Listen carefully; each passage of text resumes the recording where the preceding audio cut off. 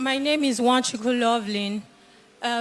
Before the testimony, it took a lot of boldness to be here staring at Mrs. Debbie because she's the whole inspiration to all this.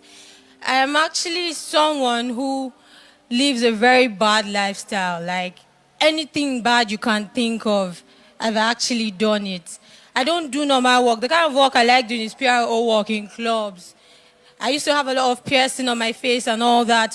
When I talk about short clothes, it's directly under my butt. But I started following Debbie. I started watching a lot of her videos.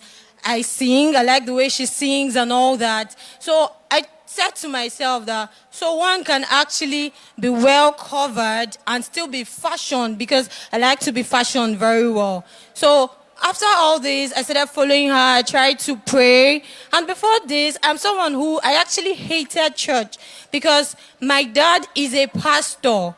He left my mom, he left the family, a lot of things. And I'm like, is this how pastors are? And where he is in a church where he says he's pastoring is a woman that he followed. So I'm like, what's the whole essence? Is there actually this God, or are they just faking all these things? So there was no reason for me to believe. My mom tried, everybody tried. I come to church. I've done the foundation class before, the maturity class, everything, but I could say I just did it for fun. But after I started following Debbie, I got interested. In the dream of the night, I saw Debbie. She came to me and then she was like, let's walk together. I'm like, walk to where? I'm not well covered. She said, don't worry, let me just walk. You come and tell the world your story. I said, okay, we're walking together. And before I knew it, I was well clothed. I got close to Daddy. I was like, sir, how did you do it? He sang this song that says, no more fear, no more limitation. I can now see Jesus face to face. I woke up the next day. I found myself reading the Bible. I found myself doing a lot of things, the same things I hated to do. I started coming to church. Now, after that... Some details you left so that people may understand the real import of this situation. She was not just a club girl. She was a hero of clubs, nightclubs. She did all kinds of drugs. She was naming the drugs there, behind there. She said she's the type that can cut somebody with a knife. And whatever vice you could ever imagine, she did all. And it was just looking at our sister, Mrs. Deborah. Now you can continue. Yeah, so bad that I could actually travel from state to state because of drugs. I mean, I call it so much money. I'm living life to me. So as I woke up the next day, I started to do all these things, reading, praying. I still didn't have the push to come to church though. But with time, I started coming, and I didn't have decent clothes to go to church, of course. I came to church the first day on trousers. They took me to someone that gave me clothes. And the way the devil wanted to have it, I went home. I tried the clothes on. They did not size me. Only one. I said, okay, I will keep wearing this one to church since that is how it wants to be. Then the next thing was, God, how do I walk with my friends? Because I know the kind of friends I have. Permit me to speak pidgin. Now me, they buy smoke, they give them. I mean, they give them money. If they get lighter, say they get shortage of anything, they call me it's Lovelin, normally. So I was like, God, help me stay away from these people. I don't know how to preach to them. I'm still helping myself yet. And Daddy mentioned something in that dream. He said, don't look for a perfect church. Look for a perfect God in your church. So I started following all these things. And then I was like, after I said, God, how do I stay away from these people? I was at home because I consistently prayed. I started listening to the tongues, and I started also speaking in tongues. I joined the foundation class and all that. So I was at home one day. My sister came to the house. She knocked. I opened the door. I was sleeping, but I'm very alert. My brother came. They knocked. I opened the door. It was later in the evening that I was not hearing our neighbors saying, your friends, those your gangs, now they can't find you. You not open door. I said, me when not they sleep deep. But I did not hear anything like that. I believed it was God. These days, I could actually see it. It's after they have gone, they will come back and say, I love you. I call your house, you not deal. And I don't go anywhere again these days. I'm at home. God made me invisible to them. They don't even come close to me to ask for anything. I also like to cut in here so you can understand briefly because of time's sake. Now, these friends will come. These were the ones that could lure her back to the things she had come out of. Now, she had prayed, oh Lord, I can't preach to them. Help me. Shield me away from them. They will come and knock. She may be seated awake. She won't hear the knock. But if an ordinary person without any wrong motive comes and knock, she will open. Now she will sit like this and they will pass. She will see them, but those gang will not see her. They will pass. God shielded her from them. Now, finally. And then finally, after all these things happened and I became dedicated, I was now wondering, my phone spoiled. My baby, because she's in school, there was no means for her to go to school again.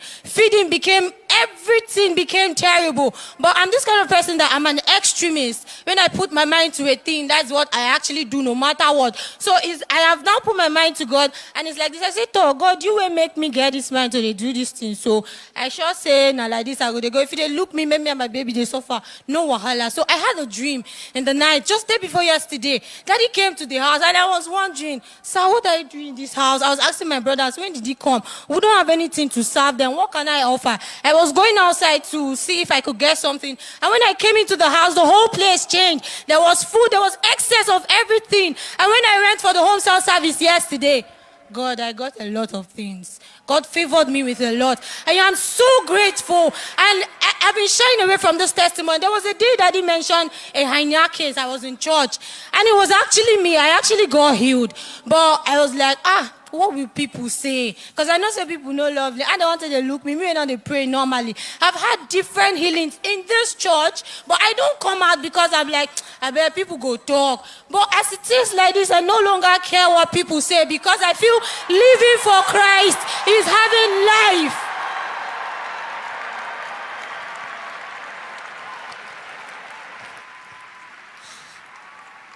Please stand 1 minute. This testimony, we might as well share the grace and go.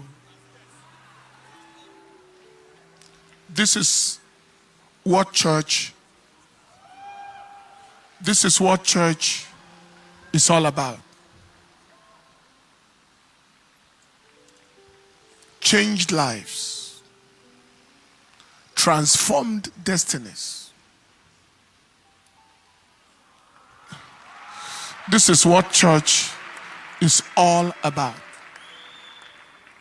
I want you to listen to me. I see a lot of people overwhelmed with emotion. Don't bother, you will be handled. I want to say something, please. I want you to listen to me. This girl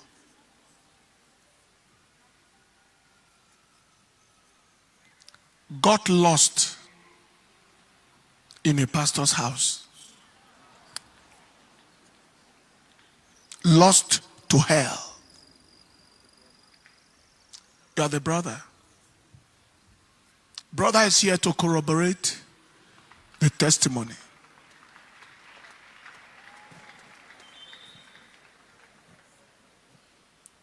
Father abandoned wife and children. That's true.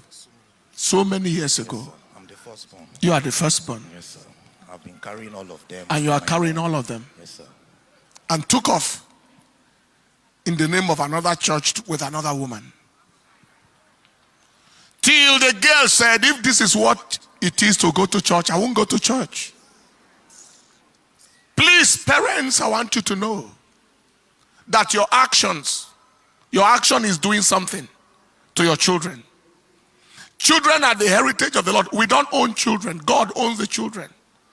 We are caretakers. And one day, all of us will stand before God to give account of the precious children He gave to us. What was your influence on their lives? And that influence, how did it lead them? I talked to a young girl yesterday. She said, if the way I grew up, if that is what marriage is, I don't want to be married.